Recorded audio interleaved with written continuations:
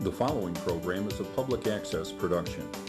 Comcast is required to provide time on this channel and make it available pursuant to franchise agreements with the communities we serve. Comcast is not affiliated with the following program or the producers of public access programming and is not responsible for the content. The following program does not reflect the opinions of Comcast or its affiliates.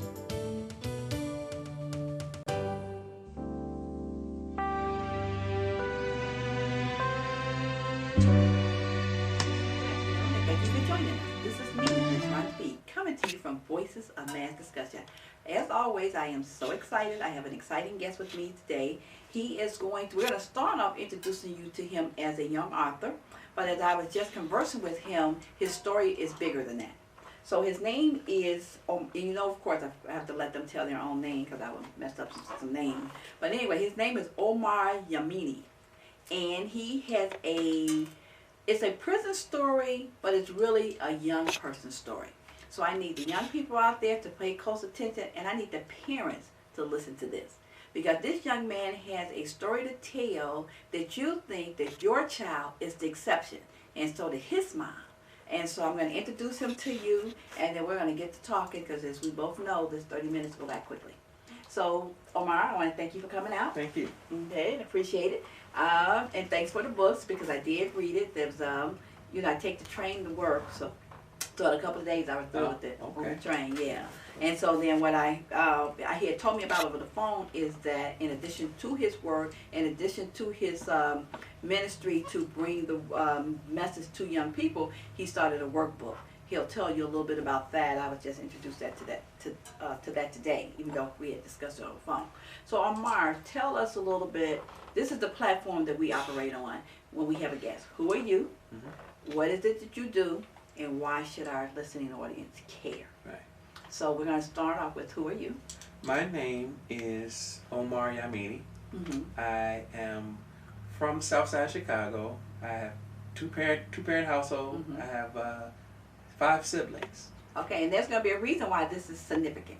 The two-parent household is going to be important. Yes. Mm-hmm. Two-parent household, 5 siblings, 4 college graduates. Mm-hmm. An African-American family, Southside Chicago, 4 college graduates. Actually, I'm just made the 4. I just graduated on Mother's Day. So it's an educated family. See, all of this matters. My youngest brother is a technical sergeant in the Air Force. In the Air Force, okay. And my youngest sister, Sadaka, she's the darling of the family. She's autistic. She's a fully dependent autistic person. So she is our sweetheart. Okay, so your mom specializes in making her whole. Making her whole. Mm-hmm. Making her whole, and we make sure that Sadaka has what she needs. Okay. And God-fearing family. Okay. Southside Chicago. My mother raised us and moved us to Dalton at a time when Dalton was still growing. Thornridge High School, class of '94. Okay. And young guy. Yeah. So this is here. We need you to follow where we're going here, because we're going to tell you about the things that we assume about our young people, the messages that we have out there on how we can keep our young people on the straight and narrow. This is a young man who came from a 2-parent household. So whenever there's a child in trouble, everybody said, where's the dad? His dad was at work, at home, at church, dealing with the family. Educated family. Mom's educator, his dad professional worker, raised his children up to believe in God, school, and caring. And then engaged too. Engaged in our lives. My parents knew our friends. Yeah, knew their friends. Yeah, my parents knew our friends, and my brother. My brother was an athlete, and so was all our friends. Tier 1 athletes. They were going to Division I schools, and some of them in the pros. In fact, my brother played in NFL for some years. And when he was in college, he was a 9-time All-American. Talking about the American dream, you're doing it the way society said it should be. Yes. Even take this, move the family from the inner city streets to bring them out here to the plush suburbs so they can have a fewer negative influences. Mm-hmm. And then senior year is when it happened. Mm-hmm. You know that senioritis? Mm-hmm. When you're 12th grade, 12th you think grade, you know everything you think anyway. You know everything anyway. Mm-hmm. And I decided know nothing. Nothing. And I decided that I wasn't going to do no more homework. Mm-hmm. Mm-hmm. And I tried the wrong English teacher. Mm-hmm. And he looked at me, he said, Mr. Yamini, you sat here all semester and you didn't turn in no homework assignments, nothing. You think I'm going to let you go? I can't let you. I did not graduate high school needing a half an English credit. I wasn't one of those kids who needed 4 and 5 credits. I wasn't a dropout. I was getting up, going to school every day. And you know what? This is interesting from another front for me because I am an educator. I'm still in the educational system. And I fight on a daily basis situations like that. Because even though that teacher did nothing wrong, he did what he was supposed to do. He did what the system is set up to do.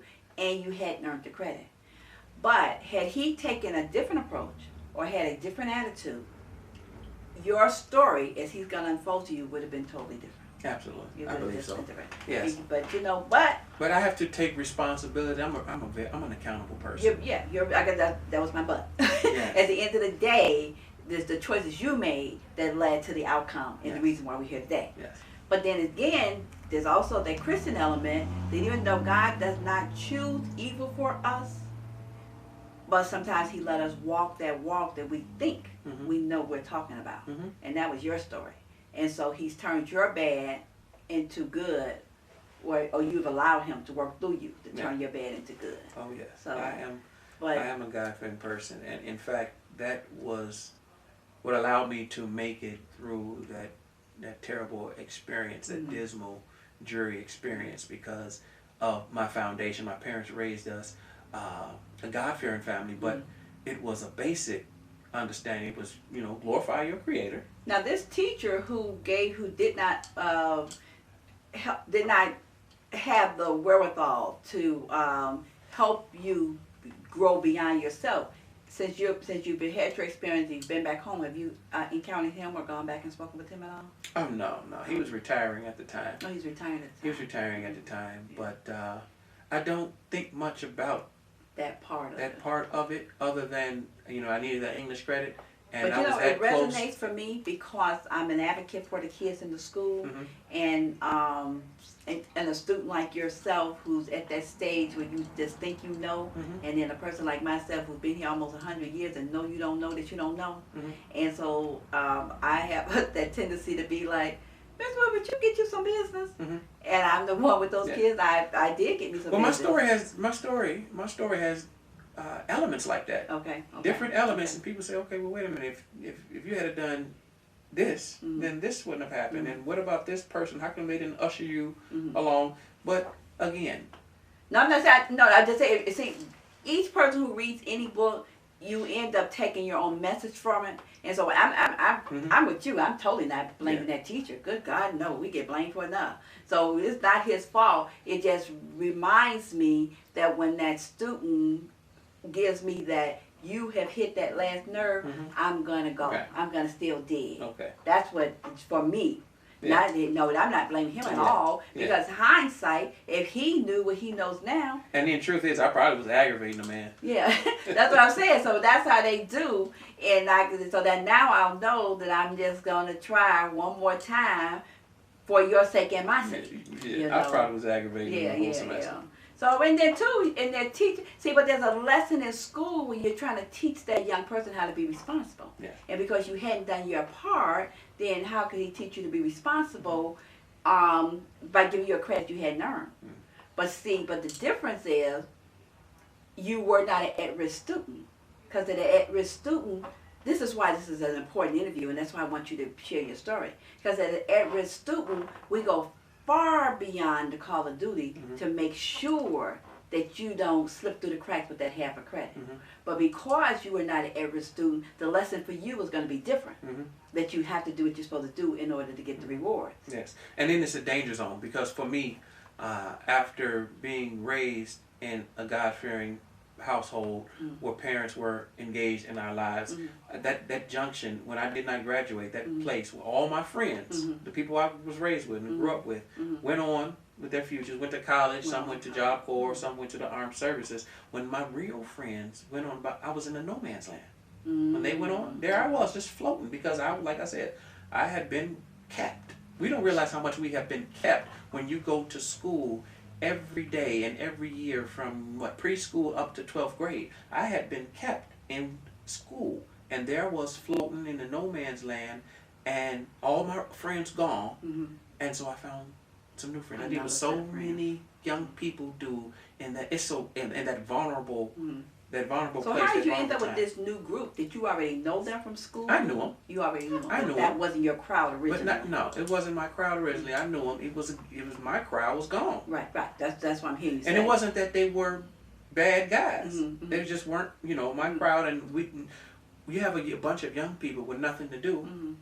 They find something to do. Right, they find something to do. And so for me. And that's where our story began. And that's where our story begins. And one day I went to a barbecue with a guy who had got an argument with somebody and shot and killed him. And I was there with him and was charged in that crime. It's called theory of accountability. And as a public speaker, when I go to schools, that's the essence of my talk to them. I take them through my prison experience. So wait, let us understand this though. So you had not become a Neanderthal. You were not hanging out in the street. You were not being quote unquote a bad teenager. No. That happened. This happened in a span of about a year. Okay. I was hanging out. Okay. Had no place. So my mother was telling me, okay. You know how our mothers are, especially when a parent does not raise you to be like that. To rip and run. She said, when I leave the house, you leaving the house. You know how that mama is. Right. And so I was me in my space in that time, 18 years old, knowing everything. I was like, okay, I'm gonna do what I want to do. Right. And so after about a good year and a half ripping and running, there I was on that day with someone who got in an argument and shot and killed him. And so it's unfortunate because you paid such a high price, but I sort of want the public to understand too, though. This was an incident. This particular gentleman that you were with, you guys were not out there looking for mischief at that point. No, that was no mischief. But clearly he had a gun. Clearly he had a gun. Did you know that prior? No, I did not know that prior to that, and that's what made some things shocking, and so. So that's interesting that you ended up in jail. Well, see, what I do want our young people to understand. You do not have to pull a trigger. You do. That young person who is in the car, and a car pulls up, and some guys run out into a store and rob that store, and they get back in that car and pull off. Everybody in that car in this state of Illinois can be charged with that case, even though the ones who were in there, who never got out, had nothing to do with the actual crime itself. They call it, again, theory. And even though you knew nothing about it, theory of accountability.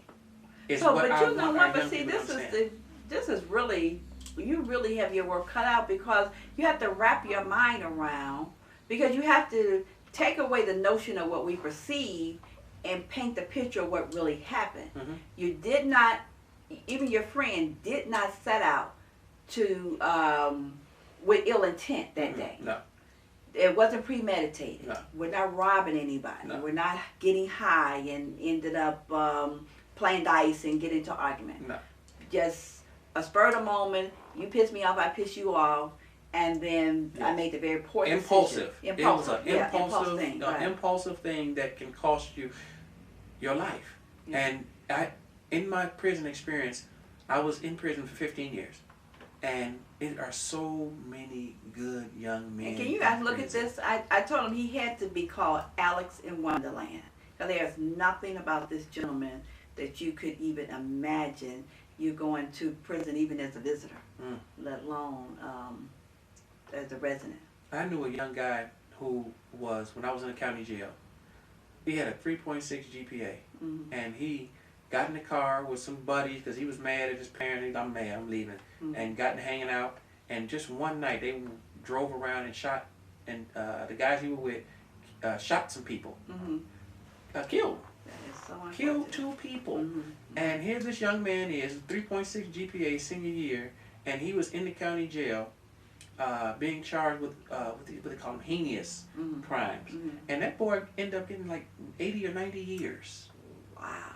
And it was such a shock to his family, him and his family. They couldn't see it coming. It was nowhere on the radar. So because I was there with young people in prison, I wrote this book for our youth because I sat there So and let me ask watched you, them. how did they end up associating you with the crime? Because you were with the guy, he pulled out the gun, he shot the guy. Did you guys get in the vehicle and leave We together? have laws that groups you. It's a way to grab a group of people instead of I know. just So if one. I'm sitting here and you go out there and shoot someone, how would I be associated with that? Theory of accountability. It's a theory. That's why the name of the name of the charge is called theory of accountability. We think you might be accountable for. That's an ugly law. It is a dangerous I know, but I wasn't law. part of the argument. I wasn't angry You at have the to person. prove that you weren't part of that argument, and that can be difficult, especially when the witnesses are upset that one of their friends or somebody was hurt. Okay. That is why that is So such like guilt by association. it's a little worse than guilt by association because you have to prove that you had nothing to do with that, and that can be difficult when someone has just lost a loved one because their hearts are heavy. Right. Oh yeah, it's a sad. I can't imagine. You know, it's just a lose-lose all the way around. Yes. Because even the person who pulled the trigger, like you said, was an impulse. Mm-hmm. You know, just given one more second, Mm-hmm. they would have made a different decision. Yes, but if I may, Rhonda, the book and the reason I wrote it is because when I was in prison, I was watching young men come in, 17, 18, 19 years old, calloused. So were you guys actually in prison, like with the adults, regular? In county jail? In county jail. Well, the county, but that's a holding system, right? County is a holding system, but the county jail actually at that time was worse than the penitentiary. It was completely chaotic. Okay. It was Wild West on drugs, Okay. and so How long were you in county? I before sat in you the got county away? jail for 3 years, Oh wow. a little over 3 years, and we talking about every gang in the Chicago area is there. Who knows how many gangs that is, 40, 50? And sharing that space. And people making hoops, and because it's the county jail, you can steal as a way to get drugs in, and so it was a mess. But young men calloused and desensitized start getting some rest and relaxation because they're sleeping now. They weren't whatever ripping and running they were doing in the streets. Now they're able to eat better and go out in the yard and exercise and do some reading. And so many of them start taking GED classes and vocational classes. And when that happens, you see in prison so long, the drugs wear off, the alcohol wear off, the skin. So what happens is the skin naturally cleans itself up. It clears up. The eyes are clear, lips are clear, and you see a young man standing there strong and proud, and you're looking like, yeah, that's how we always wanted you to look. You're reading, you're studying, you know, you're able to hold intelligent conversations, but then your heart breaks because he got 80 years. He got 90 years. He got life. The world will never see this young man, this human being who his parents raised him to be like that, will never see him nursed back to his human sensitivities. But if the system is so harsh, why is crime so rampant? Why is crime so rampant? Right. If That's a systems- different question. That's a different, entirely different issue. It could be, like we say, economic issues, education, but But you can't say that moral because decay. yourself, the 3.6 student. I mean, but crime. I'm not even talking about the literal element of why people out there shooting and drugs and all that. I'm not even talking about that. That's what you went to school to study. That's what your degree is in. I'm just talking about the everyday. If the system is actually picking these criminals up and putting them and their associates in jail, how come we have so many? To the public, to me, it seems like nobody's getting arrested for the crime. So it seems like it. It seems like it's just, it's not even having an effect. yeah. But in print, And wasn't like he converted when he got in prison because, you know, we've interviewed people, a lot of young men who are, you know, went in as Christians, Baptists, and got converted when they were in there. But you just had that strong foundation about your whole responsibility is to grow up and be a man. yes. And in some kind of way we went awry. So let me let you tell the public what it is that, you tell them what you want them to know. Well, what I want you to know is that this book is not just for troubled youth. I don't want that stigma put on it, that this is something that we should just give our alternative students. Mhm. This is American literature. Mhm. This book, I'm on a mission to put this book in every school in this country. So, let me let you tell, what do you want to share with the public? What do you want them to know? Well, we know you have a book here that you've written, very good read, so it's not even something that you would mind reading. The title is What's Wrong With You? And you guys, where can they get the book at? They can get that book at my website, theproperperception.com. Mm-hmm. That's one word, theproperperception.com. And what I want our parents and educators to know is that this is a book, is not just for our troubled youth. Mm-hmm. This is for all of our youth. Right. We are dealing with the mass incarceration of our young people, which is the civil rights issue of our time. Mm-hmm. And this is American literature. This book belongs right there on that shelf Mm-hmm. in our classrooms of Mice and Men and Uncle Tom's Cabin and Native Son and all American classes, because this is what we are dealing with at this time in American history for our young people. And so my mission is to put this book in every school in this country. Even though that's a large mission, it still remains the mission. Well, yeah, start one school at a time and work. Yes, Yeah. yes. And I have 20 schools now who have Okay. either added my book to their curriculums or Okay. their reading list. Okay, which is And good. because also as a speaker, I'm a public speaker. Okay. And when I speak to students, when I come to the schools, I build a prison cell on stage. Okay. I give them a visual of those conditions Okay. that produces a subhuman culture that is unleashed on our communities. And so the children, mostly students, are like deeply engaged in it because they see the bathroom-sized living space that two human beings have to share. And one of them you may completely despise because you have no control over who So your when you cellmate were will be. going to trial and all that, did they give you an opportunity to make a plea deal? Yes. Okay, but you didn't because No. you thought you hadn't done anything Yes. wrong. Okay. I wasn't going to take a plea deal for a crime I didn't commit. Right. And so I was sentenced to 30 years. So if you had taken the plea deal, what were The plea deal would have been for 20. Oh, so 10 either years way, less. you still would have been in that prison for a long period of Yes, time. I still would have done a significant amount of prison time, absolutely. So And it's that was talking with about the you win if you lose and you lose if you win. Yes. Mm-hmm. But, hey, God knows and we don't. And so I take what, when I was in prison, I was able to come out the way I am. And you're right, people act, if I don't tell a person I've been to prison, they don't know. I have nothing about me says penitentiary. Right. I don't have the stench of prison. Right. You don't even have the edge. Yes, or You the know. demeanor. Yeah. And that comes from, a lack of education and a lot of it is built up anger. I refuse to allow that dismal, dreary environment, that harmful, vulgar environment to influence me in any way. And most of that comes from my faith-based foundation that my parents established us with. And I didn't want anything to do with that. And I thank God that I was able to even come to that understanding at a young age. It was maybe 22, 23 years old when I said, okay, you know what, I don't want nothing to do with this. So now your message to young people and the parents, your message more about pay attention because this can happen to any of us? Yes. Okay.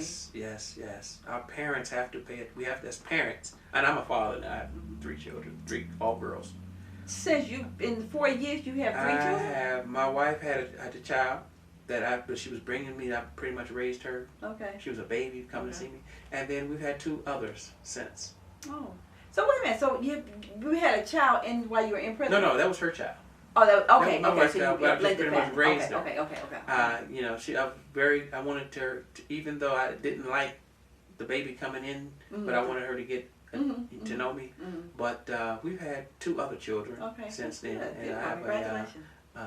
a 2-year-old Okay. and a 6-month. Well, the 2-year-old, she's almost 3, Okay. and then a 6-month Okay. year old. Well, All congratulations girls. on that. Well, Okay. thank So you. you really you have a dual story. I mean, you have what you experience here, and then you have a story on how you rise beyond the bad. Yes. Or that down, that deep. That's in itself. So okay. So what do you want the public to know?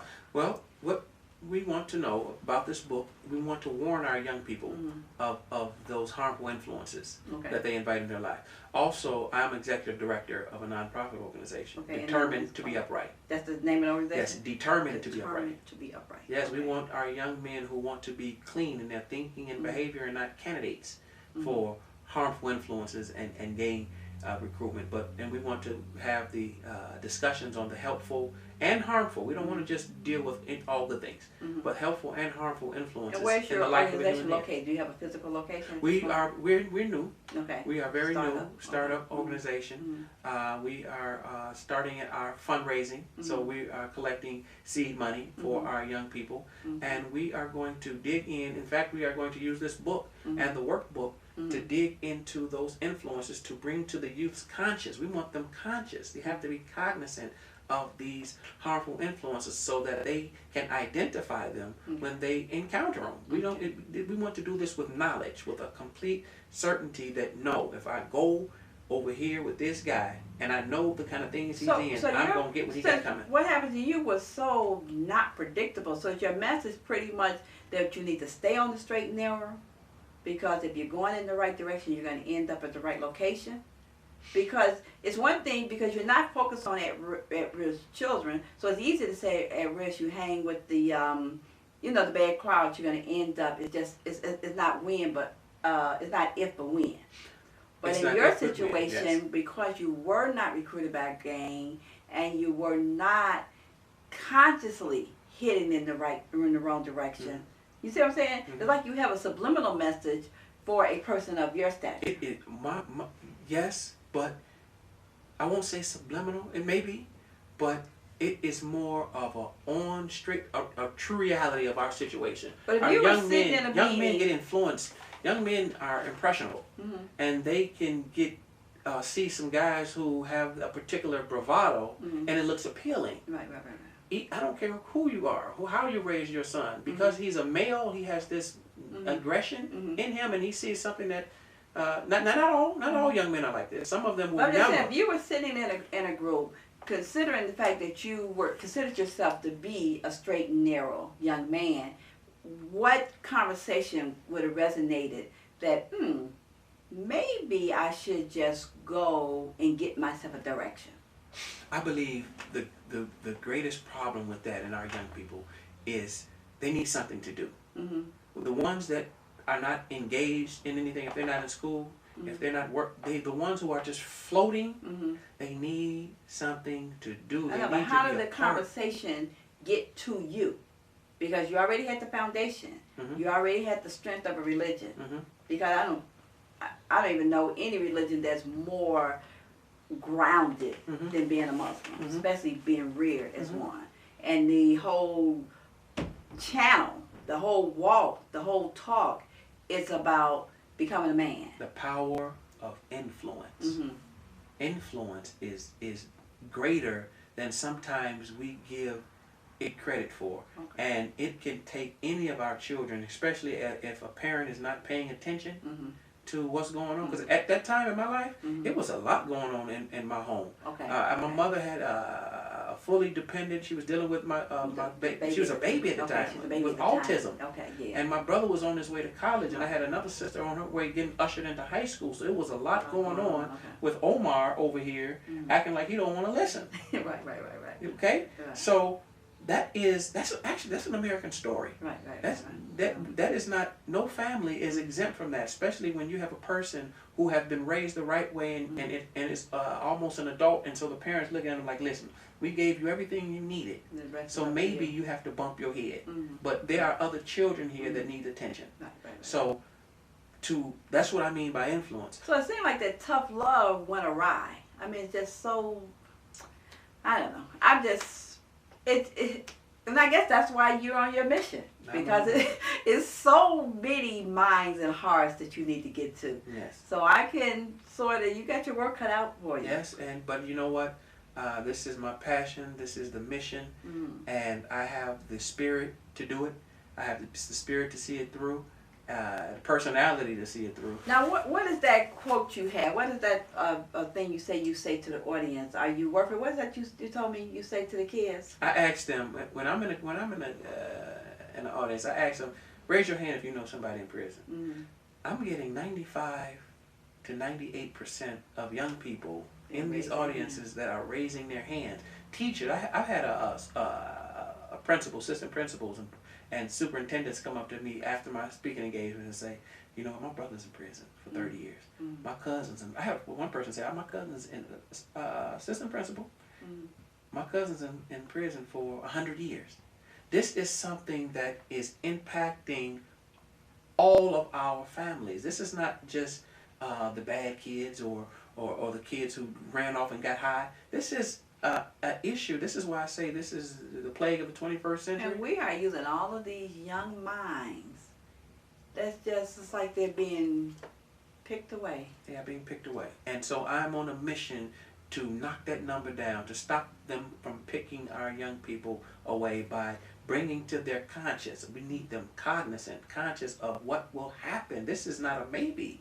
We're not talking about maybe here.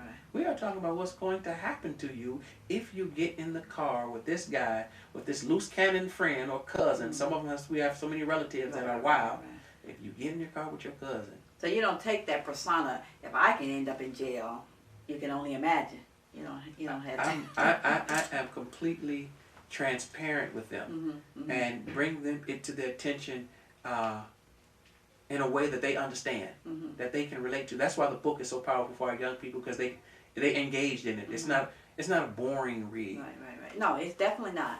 So as a parent, you would enjoy reading it, and then I can imagine a young person, but I know as an adult you would enjoy reading it, because it's almost like a oh my gosh, mm-hmm. type of read. It's a page turner too. Yeah, because it's like, you're reading this like, and even and this is really interesting because I knew the story. I mean, I had already talked to you, so mm-hmm. I already knew the story. But then when you're reading it, it's like, oh my gosh, and then being an elder person, it's like heavy on my heart. Mm-hmm. It's like, there are many prison stories and prison books. Yeah. But there's this is nothing like that. Right. But this is not a prison story. It's like a human story. That's exactly what it is. Because I interview a lot of authors. Mm-hmm. A lot of people have been to jail. I mean, but most of the time it's always about, I made these poor decisions, and this is how I grew from my experience. Mm-hmm. Your thing is more of a shocker, like, if you had to pick out of 10 children who would end up in jail, you wouldn't have picked me. Mm-hmm. That's your story, is that. And then, then you sit back and think that if we wouldn't have picked you as one of the ones likely to end up in jail, and then we have all these young people in our life who we think it's a possibility, then you multiply that by what you actually have experienced. Mm-hmm. It's really adulting situation. This is sort of frightening. That is the purpose of our nonprofit organization. That is the purpose of Determined to Be Upright, so we can take those young men and keep them. My mission is to keep our young people from ever stepping foot inside the penitentiary. It is a simple mission. It is straightforward. And that is what I am going to dedicate my life to. And it all goes down to a decision you made a moment ago. Yes. It's just all. It can all go away in a foolish moment. One foolish moment. One foolish decision. One foolish impulsive decision. And you can't say, oh my God, he shouldn't have gone to jail, because, like you say, that family has lost their loved one, so they don't even want to hear the rationale behind it. So what you really need to do is not be there. Yes. Not to have got caught up in that moment. Because I'm sure even though you had nothing to do with them losing their loved one, that had to bother you somewhat too. Yes. A human life is taken.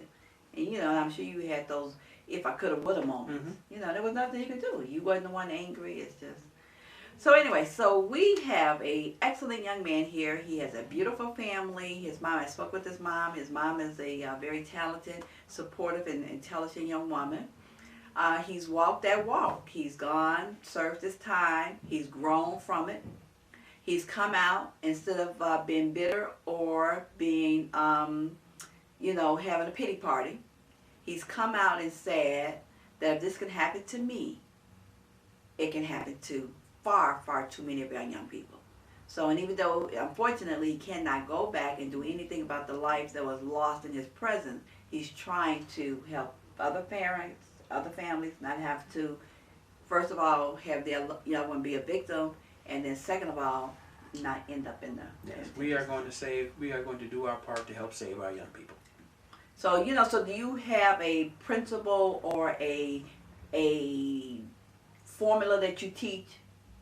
That workbook. That Mm-hmm. workbook is powerful. It's engaging. Mm-hmm. It goes into it's a thought provoking type of question. What it does is it talks about the characters and what's wrong with you in the book, Mm-hmm. and what will happen if you hang out or allow these types of people to influence you in any manner. But you know what? You said something to me on the phone that I like. You said you asked the young people, "Are you worth it?" What did you tell me? You asked those kids. Are they you, worth it? Yeah, you said you tell them to look at their neighbor and ask them, "Are you worth it? Are you worth going to jail for?" You remember? That Or was that your mom said that? it could be. It could have been. Yeah, It could have maybe- been. But maybe you it's know mother what? said it. Sometimes you better ask them that, Yeah. because My 40, neighbor 50, told me. 60 years is a long time for a crime you didn't commit. Right. And it's a long time for a crime if you did If commit. you did commit. It, so, and so many of them, and what's heartbreaking about And it, even the ones who commit the crime, nobody wants to take anybody's life. no one wants So to take a life. it's like you said, a spur of the moment, impulsive, just a very poor decision. So like you say, I can't even begin to imagine sitting there and you didn't pull that trigger. Mhm. But even the young man who pulled that trigger, if he could do it all over again, No, it would. Yeah. Now, have you heard from him at all? Did you guys end up in the same place or? Yes, actually, he's free now. He's out now, Mhm. but he wasn't a bad guy. Right. Just right. it was that day when drugs and alcohol.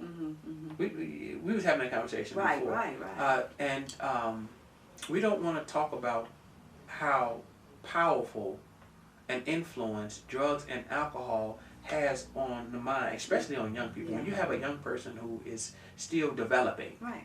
you know how they have this new science out that says the brain, Right. that's why they changed the juvenile laws down, because they said the mind has not developed until they're 26 years old. And we were talking about, because people are in denial. Anything that can alter anything is serious. Yes. So parents are in denial. Young people don't even know to be in denial. Yeah. But if you take anything that's going to alter your current state of being, it has a downside. Yes.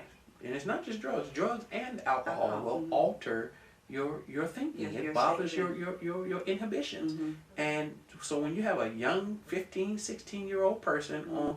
under God knows what kind of influence of drug, Mm-hmm. and he's ripping and running Mm-hmm. and gets involved in some kind of crazy stuff, then sit him in prison Right. and watch those drugs wear off, Mm-hmm. and then now you're talking to a human being that you like, oh my God, you this smart? Right. And I've interviewed people who have gone through the system, and literally they'll say, the young people they meet, they do not recall what led up to Mm-mm. the incident. Because like you said, they're under that influence. By the time they get in prison, it is all worn out. Your system is now clear. Your mind is now clear. The only thing they can tell you about what got them in jail is what they were told. That's it.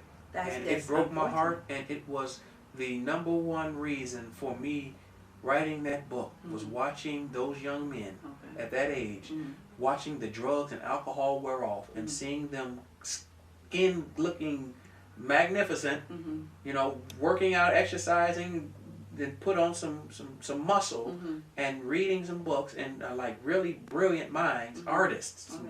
It's some bad boys Right.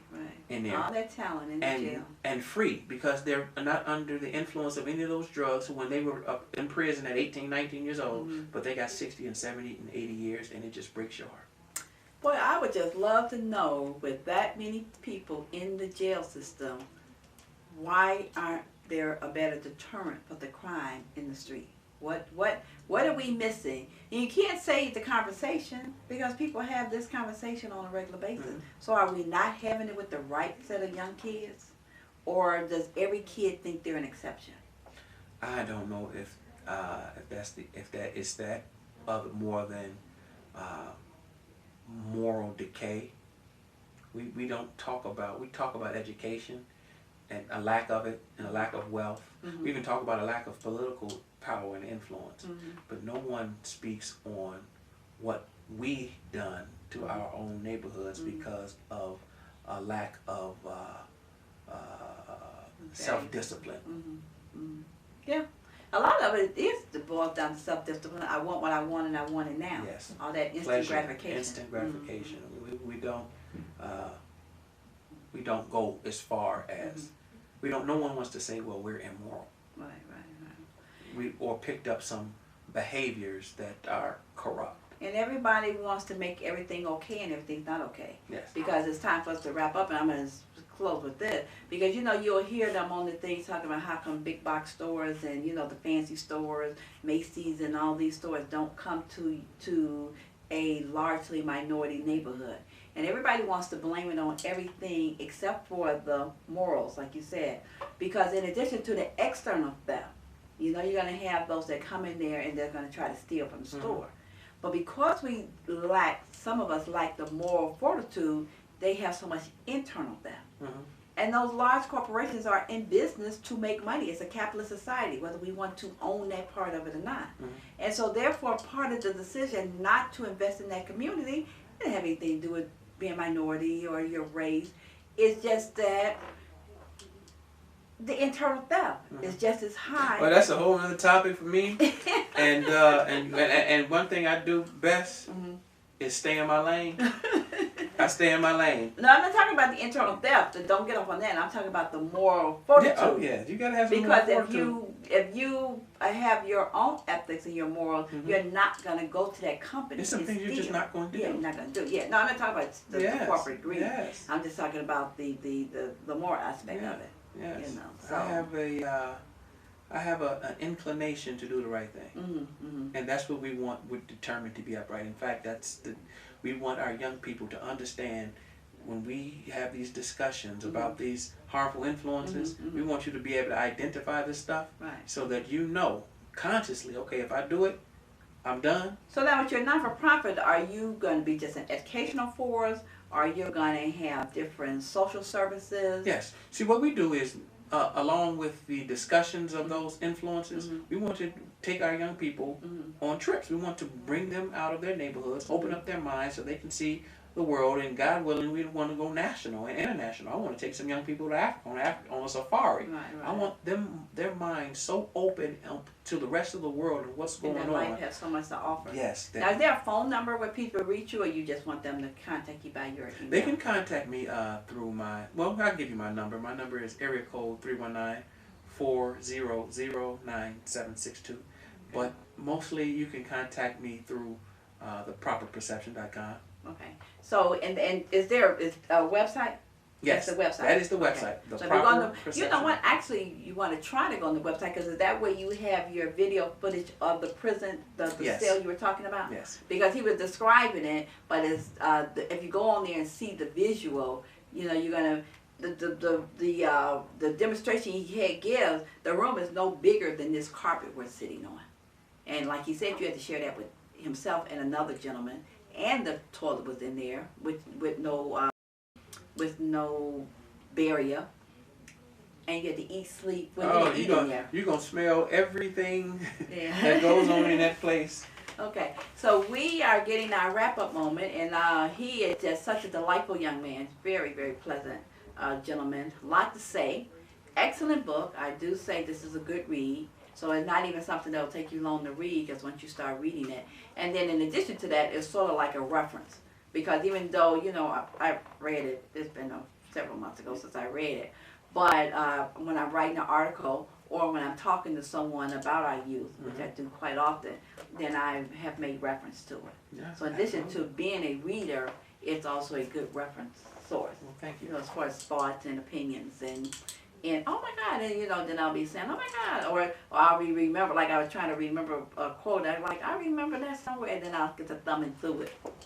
And then the book I actually read, and I highlighted it, so I have some stuff, good book. with the list, But anyway, but the resource, we just need the resources, and we need more people saying it, and we need more men saying it. Yes. And when they meet you, and then see that your disposition is such a positive one, so then hopefully they'll listen, because you hear the story before, but to hear it from someone who's not likely to have ended up in the system is powerful. So and I thank you for delivering the message. Thank you on behalf of our young, you. that Thank even if you say one child, that's good enough for me. Because we're losing too many kids for too many reasons.